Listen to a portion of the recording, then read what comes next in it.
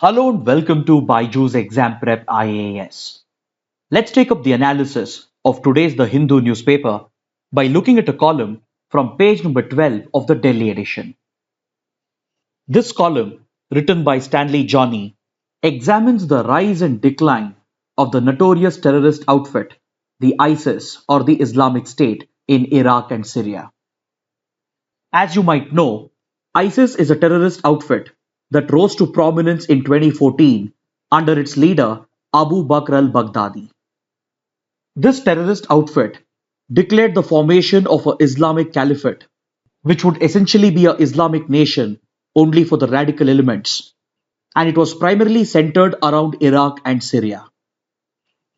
After its formation, the terror group very quickly captured vast areas of territory in Iraq and Syria, which was nearly as large as Great Britain. Following this, the terror group not only carried out violence and terrorism in Iraq and Syria, but also quickly spread its branches around the world, even leading to attacks across Europe, Africa, and Asia. But over the last 2 years, the group is on the decline following the death of its leader Abu Bakr al-Baghdadi in 2019, and its decline has been further accelerated following the recent death of Abu Ibrahim al-Hashimi al-Qureshi, who succeeded Abu Bakr al-Baghdadi as its leader in 2019. Just a few days back, US Special Forces carried out a raid at a place known as Idlib in Syria, which was one of the last strongholds of the ISIS, and the target of this US raid was the new leader of the Islamic State. In this operation, the US forces were backed by Kurdish militia who have been assisting the US since several years to defeat the Islamic State. During this raid, al-Qureshi blew himself up along with his family, thereby marking a severe blow to the terrorist outfit. Even his predecessor, Abu Bakr al-Baghdadi, had died in a similar way in 2019 when the US forces had come very close to capturing Abu Bakr al-Baghdadi. Fearing his capture, even he had blown himself up, and these blows suffered by the terror group over the last 2 years has led to the drastic decline of this outfit. So in this column, the writer examines the rise of the Islamic State in complete detail along with its background. See, the rise of the ISIS has its origin in the US invasion of Iraq in 2003. Back then, the United States and the United Kingdom had aligned together and they had launched an illegal invasion of Iraq under the pretext that the then dictator of Iraq, Saddam Hussein, was building WMDs or weapons of mass destruction, and based on this false intelligence, these two countries mounted a full-scale invasion of Iraq without obtaining the necessary approvals from the UN Security Council. This disastrous American and British invasion of Iraq plunged the country into a deep crisis, and eventually Saddam Hussein was captured and hanged as well. But following the fall of Saddam Hussein's government, Iraq descended into complete chaos as the American invasion had triggered the sectarian divide in the country. See, Iraq is essentially a majority Shia country where the minority Sunnis have been extremely powerful. The powerful Sunnis occupied key positions in Saddam Hussein's government and military, but following the fall of Saddam Hussein's government, sectarian clashes broke out between the Sunnis and the Shias.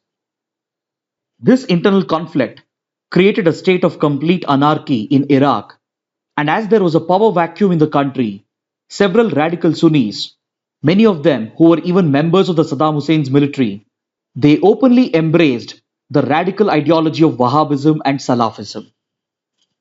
This led to a huge spurt in jihadist activities in Iraq, and it eventually led to the formation of Al-Qaeda in Iraq.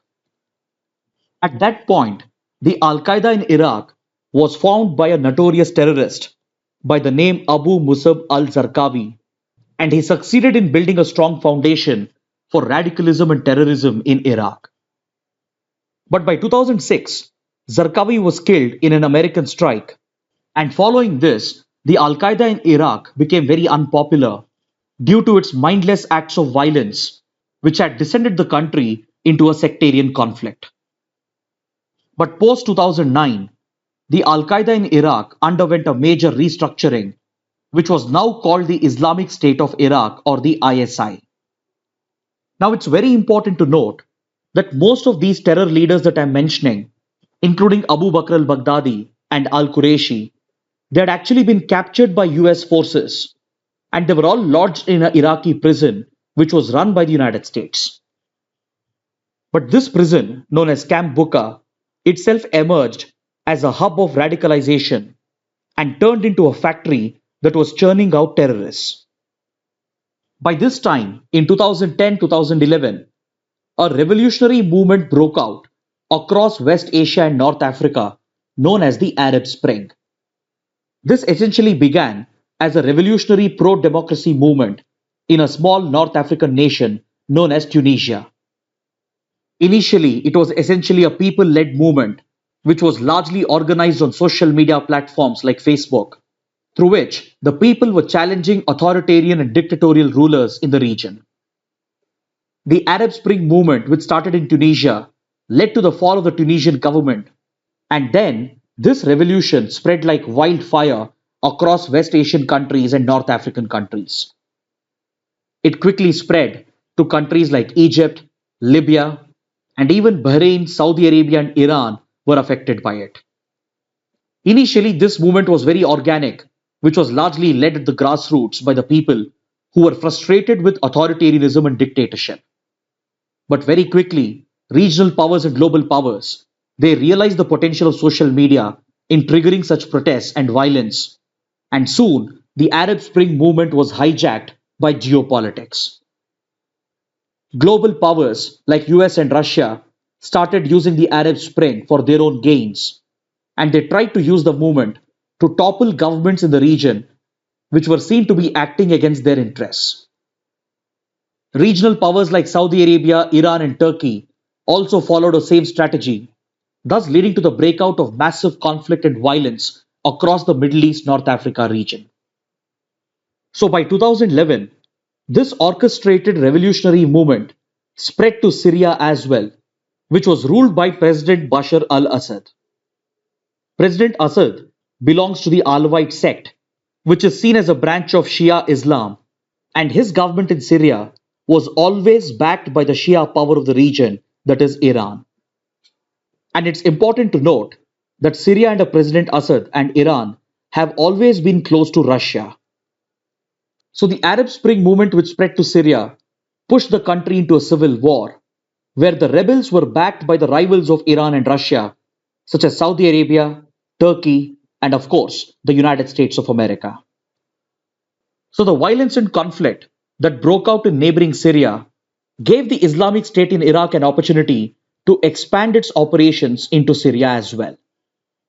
By this time, the Islamic State in Syria had come under the leadership of Abu Bakr al-Baghdadi, and he dispatched his trusted deputy to Syria to lead the jihadist movement in that country, and this led to the formation of a branch of Al-Qaeda known as Jabhat al-Nusra or the Al-Nusra Front. So up until this point, it was the Al-Qaeda which was the most dominant terror group in the region, and there was no sign of the Islamic State as of now. By this time, Baghdadi, who was operating in Iraq and who was leading the Islamic State in Iraq, started developing ideological differences with the Al-Qaeda. So he gave a call to his deputy in Syria, who was leading the Al-Nusra Front, to break away from Al-Qaeda and help him form a new terror group which would be called the Islamic State. But the Al-Nusra refused to join with Baghdadi and remained loyal to Al-Qaeda, and following this division, Abu Bakr al-Baghdadi led the Islamic State in Iraq on his own, and very swiftly this new terror group started capturing vast areas of territories across Iraq and Syria, stretching all the way from Raqqa to Mosul. In a very short span of time, it captured several key cities from Iraq and Syria, and eventually in 2014, Baghdadi declared the formation of an Islamic Caliphate known as the Daesh or the Islamic State in Iraq and Syria, and he proclaimed himself as the Wali or as the custodian or as the Caliph of this Islamic Caliphate. In this map, you can clearly see the extent of territory that was captured by the Islamic State, and the territorial extent of this so-called caliphate was nearly as large as Great Britain itself. Following this, the ISIS gained a lot of global popularity as it started committing grave acts of violence and terrorism in the West Asia region, especially in Iraq and Syria. With the rise in its popularity, it quickly overtook the Al Qaeda as the most notorious and dangerous terrorist outfit, which highlighted the ideological conflict and the divide between ISIS and Al Qaeda. The ISIS differed from the Al Qaeda not just with regard to ideology, objectives, and ambitions, but it also differed with regard to its method of operations. While the Al Qaeda functioned like a traditional terrorist outfit operating on the hit and run model, the Islamic State emerged as a more sophisticated terror outfit, and it established a new model of terrorism. It not only declared the formation of a proto-state and controlled a vast area of territory, but it also started leveraging the power of the internet and social media to spread its radical ideology, which led to the rise of self-radicalization around the world. The ISIS ideology became so popular that several branches started emerging in different parts of the world, and several youth from countries around the world, they started getting self-indoctrinated, which brought a large number of recruits and also led to a series of attacks around the world. For example, look at how ISIS operatives from West Asia entered Europe and carried out a series of terror attacks across France, Germany, and other countries between 2014 and 2016. Or look at the major terror attack in Sri Lanka in 2019, also known as the Easter Sunday bombings, where a local branch of ISIS, known as the National Tawheed Jamaat, carried out a major terror attack and ascribed the attack to the Islamic State, and this was yet another self-radicalized franchise of the ISIS. Similar branches have come up in West Africa, that is in the Sahel region, and as well as in the conflict-hit Afghanistan. The ISIS branch in Africa is known as Islamic State in the West African province, and the ISIS branch in Afghanistan is known as the Islamic State in the Khorasan province. But following the rise of this notorious terrorist outfit, it was swiftly countered from multiple corners, as a result of which the ISIS has suffered a major setback over the last 6 years. You can clearly see in these maps how the ISIS-controlled territory has shrunk year after year, and by March 2019, the Islamic Caliphate was completely demolished with a very minimal territorial presence in the region. This was possible because of a multi-pronged attack against ISIS, which was led from multiple corners. On one hand, there was the United States, which was trying to defeat the ISIS by providing complete support to the Kurdish militia operating along the Syria-Turkey border, and it even provided backing to the Syrian Democratic Force, which was trying to topple the Assad government in Syria. Reportedly, the US even aligned with the al-Nusra Front, which was ideologically opposed to the ISIS. So the United States and its intelligence agencies gave financial support, weapons support, and they even deployed troops on the ground along with special forces, which led to the considerable weakening of the ISIS along the Syria-Turkey border. The Kurd groups played a critical role in this American war against Islamic State. Then on the other hand, Russia, which wanted to protect the Assad government in Syria, started providing financial and weapon support and even deployed its own troops in Syria, as Russia has strategic assets in Syria, including military bases. So this combined offensive from Russia and the Syrian government dealt a severe blow to the Islamic State, which was followed up by devastating attacks in neighboring Iraq by various militias which were backed by Iran. So this combined effort of regional and global powers, by using their proxy militias and other armed groups, led to a severe setback for the ISIS. Very quickly, the ISIS lost territorial control, and in 2019, it suffered an almost complete defeat during the Battle of Baghouz, which was led by the US and the Kurdish militia. Following this loss of territorial control, the US mounted an attack against the leader of ISIS, who had been cornered into a small territory which was the last stronghold of ISIS. At this place known as Idlib, the American forces were closing in on Abu Bakr al-Baghdadi, following which the ISIS leader killed himself in order to avoid capture. The death of Baghdadi and the defeat at the Battle of BYJU'S marked the territorial end of the Caliphate, and now, to sustain the outfit and revive the organization, a new leader was appointed who was none other than al-Qurayshi, who was killed just a few days back in a similar US raid. So today, with the loss of its top leaders and with complete loss of territorial control, the ISIS has turned into just another underground Islamist insurgency. But one should not forget that its loss in Syria and Iraq is compensated by the presence of its branches in Afghanistan and in the Sahel region. So even though the group might have been weakened, one should not be complacent, because there is every possibility of a revival of this terrorist outfit. Because this terror group is based on a very strong ideology which has popular appeal around the world, especially on social media platforms. And we have seen several instances where youth have been self-radicalized and they have traveled from other countries to Iraq and Syria to fight for the ISIS. From India to Germany, from Maldives to the US, and from Philippines to France, the ISIS has found a lot of recruits who have been self-motivated, and this shows the strong ideological appeal of the terrorist outfit.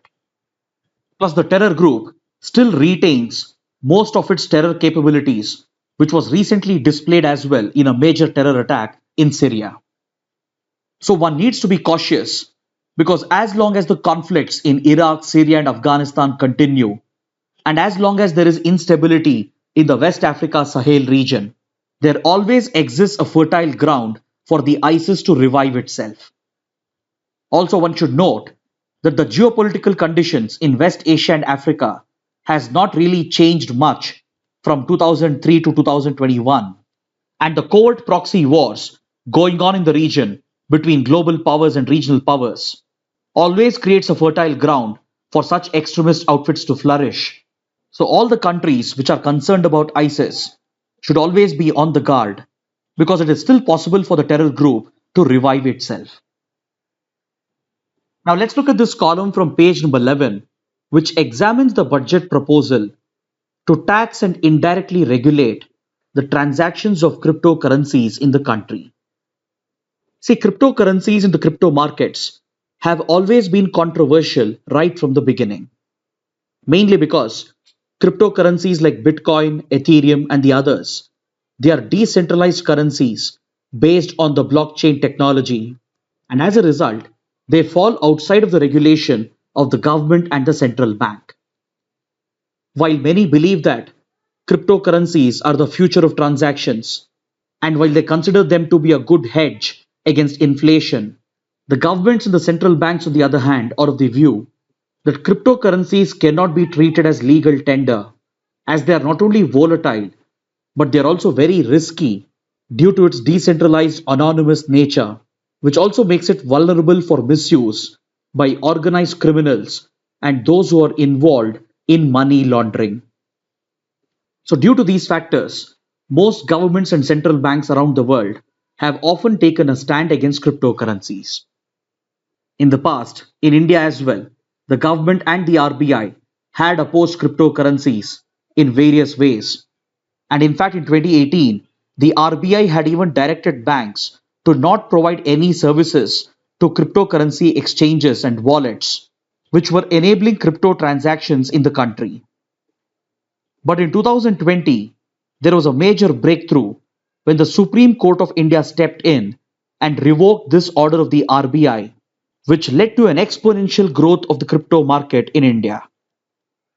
The reversal of this order by the Supreme Court was aided by the breakout of the pandemic, and in combination, it led to a massive adoption of cryptocurrencies, as a result of which millions of Indians today have invested in cryptocurrencies and are known to be transacting in cryptocurrencies as well.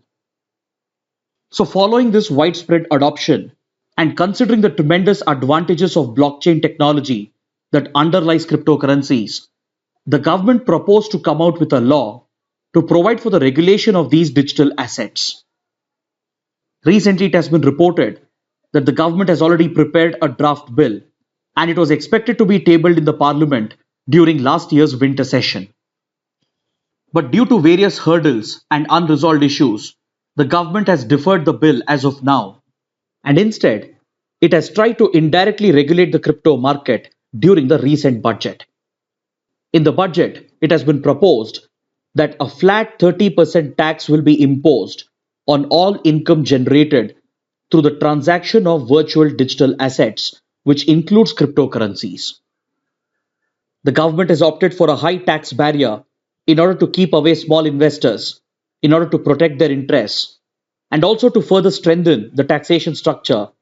The government has said that no deductions will be offered on this flat 30% tax except for the cost that will be incurred in acquisition of these virtual digital assets. The budget also says that any losses in crypto transactions cannot be offset against the profit to claim tax reductions. This feature, however, is offered to equities, where you're offered a tax offset when you suffer losses in your investments in the stock market. Then the budget also proposes a TDS or tax deduction at source of 1% on all the crypto transactions so that these transactions can be captured at the source itself, which will later help the tax authorities to monitor tax compliance in this regard. So this taxation proposal has been welcomed by the crypto industry and as well as by the investors, as it finally provides some clarity and raises hopes of a full regulation by the government. But the budget makes one thing very clear, that cryptocurrencies will never be accepted as legal tender, meaning crypto assets can never be a replacement for the official legal tender, which is the rupee. Instead, the budget proposes the introduction of a digital rupee based on blockchain technology, and this would be issued and maintained by the central bank, and such a central bank digital currency is expected to bring efficiency into India's digital economy. The industry experts are of the opinion that the proposed taxation is a welcome move as it provides for mainstreaming of cryptocurrencies and investments in crypto market, and it more or less provides for indirect regulation of crypto assets. But however, legal experts argue that the legality of cryptocurrencies in India is still a grey area, because the budget taxation proposals have not legalized cryptocurrencies per se. It only proposes to impose a tax on the income derived out of these transactions. So this in itself does not make the asset legal. This argument is based on the findings of the Supreme Court in the Commissioner of IT versus Piara Singh case of 1980, which had quoted a previous judgment from the Commissioner of Income Tax Gujarat versus S.C. Kothari case, in which the court had observed that if a business itself is illegal, then all the profits and losses arising out of this illegal business are not enforceable in law. But however, these profits are still profits and they do attract taxes as per the taxation laws. So one opinion is that the legality of cryptocurrencies is still a grey area, because just bringing cryptocurrency transactions under the tax bracket does not necessarily mean giving legal recognition to cryptocurrencies themselves. But however, it does indicate that the government might take a step towards this, because by first imposing taxes, it might be trying to bring in more clarity to the sector, which might be followed up later with a law that would provide for exclusive regulation of the sector. Now let's look at another column from page number 11, which examines why India's imports from China are rising. If you remember, we had this discussion a few days back when we spoke about how India's imports from China has increased drastically over the last 1 year. According to trade figures, India's trading volume with China has touched $125.6 billion last year, and this is the first time that the bilateral trading volume has crossed the $100 billion mark. But the concern for India is its growing import dependency, which continues to further widen the trade deficit between the two countries. This trade deficit is largely skewed in China's favor, thereby placing India at the risk of economic and strategic exploitation by China. Because China is known to turn the economic weapon into a strategic weapon, and this is a very significant threat to India, considering that both the countries have a border dispute, which has escalated over the last 1.5 years due to the ongoing crisis along the line of actual control in the Ladakh sector. As per the data, India's imports from China stands at $97.5 billion, whereas Indian exports to China is just around $28.1 billion. So you can just see how massive the trade deficit is. Compared to last year, Indian imports have jumped by 30% and the trade deficit is up by 22% compared to 2019. The trade deficit and the Indian imports had declined only in 2020 because of the pandemic and the disruption caused by the pandemic. Now with normalcy coming back into the global economy and into the global supply chains, Indian imports have again jumped up over the last 1 year, thereby significantly increasing the trade deficit as well. These Indian imports from China are largely driven by our electrical and mechanical sector, which imports a lot of finished goods from China, and as well as from the chemical industry, from the pharma industry, which imports APIs or active pharmaceutical ingredients, and as well as from the auto sector, which imports critical auto components from China. So these trade figures clearly show the rising import dependency of India on China. And even though Indian exports have increased by 56%, it is no relief to India because most of these exports from India are just raw materials and they are not finished goods. In many cases, China purchases these raw materials from India, adds value to it, turns it into a finished good, and sends it back to India itself. So such a trading relationship is largely one-sided and not sustainable for India. And the fear is that this could also have strategic implications. See, for example, the India-China trading relationship has already been affected since 2020 due to the breakout of border clashes along the line of actual control. Following these tensions, India put a halt to Chinese investments into the country. India put in place several curbs for investments, and this has restricted Chinese investments, especially in sectors such as telecom, digital, and into the broader startup space of India. Plus, India also banned more than 200 Chinese mobile applications and has even restricted Chinese telecom companies from participating in 5G trials in India, largely on security grounds. Plus, India has also stepped up tax investigation against Chinese firms operating in India and has even increased the imposition of countervailing duties and anti-dumping duties on Chinese products in order to protect the domestic industry. This has led China to criticize India and India's trade policies, and China has labeled them as unfair trade practices. It has recently called upon India to create a fair, transparent, and non-discriminatory environment for Chinese businesses in line with WTO principles. But however, these restrictive policies of India are not sustainable in the long run because the reality is that Indian industry does have a critical import dependency on China. The only way to address this would be to step up India's domestic capabilities and focus on value addition within the domestic market. Plus, India will also have to look at diversifying its sources of critical imports so that its dependency on China can be brought down. Then coming to page number 1 and 5, we have two important environment-related articles.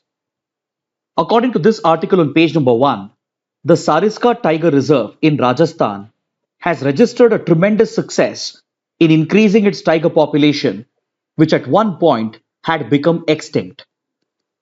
Today, the tiger population at the Sariska Tiger Reserve has gone up to 25 as a result of well-calibrated conservation measures implemented in the protected area. Following the extinction of tigers in the Sariska Tiger Reserve, a few tigers were relocated from the nearby Ranthambore National Park, and following this, several conservation and protection measures were taken up to help sustain the tiger population.